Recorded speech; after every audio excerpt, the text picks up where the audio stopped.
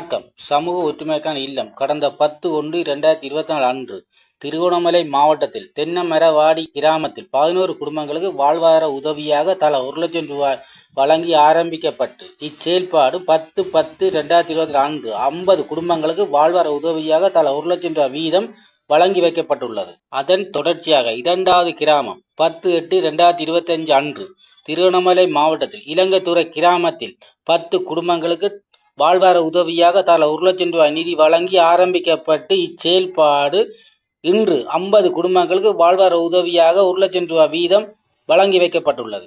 தொடர்ந்து 3வது கிராமம் 10/7/2026 அன்று முல்லைத்தீவு மாவட்டத்தில் பழம்பாசி கிராம சேவையாளர் பிரிவில் முதல் கட்டமாக 10 குடும்பங்களுக்கு வாழ்வார உதவியாக தலா 1 லட்சம் ரூபாய் வழங்கி ஆரம்பிக்கப்பட்டுள்ளது.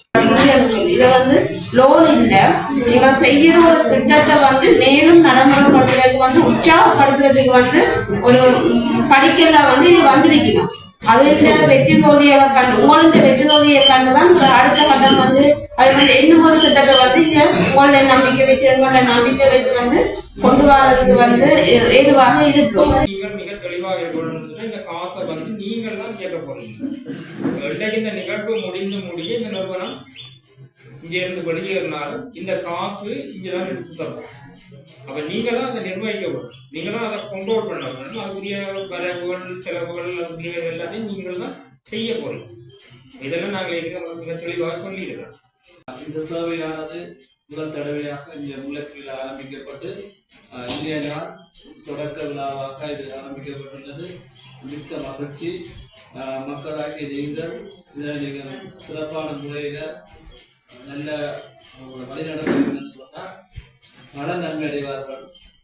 அதனை நாங்கள் எதிர்பார்க்கின்றோம். நாங்கள் உங்களோட கிராமத்திலையும் பயன்படாதாக பயன்படணும்.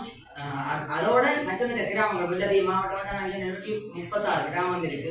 136 கிராமமும் இந்த பயனை அடையப்பட எத்தனை வருஷம் சென்றாலும் நாங்கள் தான் அத்தியாரம் போட்டிருக்கிறாங்க. உங்களோட கிராமத்தில் நாங்கள் போட்டிருக்கிறோம். சமூக ஒற்றுமைக்கான இல்லத்தினால் தென்னமரவாடி கிராமத்தில் வழங்கப்பட்ட 50 குடும்பத்தினரும் நிதி மாதாந்தம் இலகு முறையிலான 2000 வீதம் வட்டியில்லா முறையில் மீள செலுத்துவதன் மூலம் பெற்ற நிதி அதே கிராமத்தை பொருளாதாரத்தில் பின்தங்கிய நிலையில் இருந்த மேலும் 40 குடும்பங்களுக்கு வழங்கப்பட்டுள்ளது.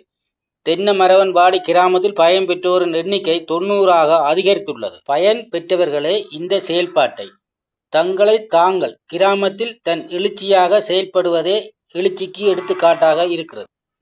தமிழர் தாயகத்தில் இச்செயற்பாட்டை விரிவுபடுத்துவதற்கு புலம்பெயர் வாழ் மக்களிடமிருந்து நிதி பங்களிப்பினை மேலும் மேலும் எதிர்பார்த்து நிற்கின்றோம். இந்த பதிவினை உங்கள் நண்பர்களுக்கும் உங்கள் உறவினர்களுக்கும் பகிர்ந்து கொள்ளுங்கள். நன்றி.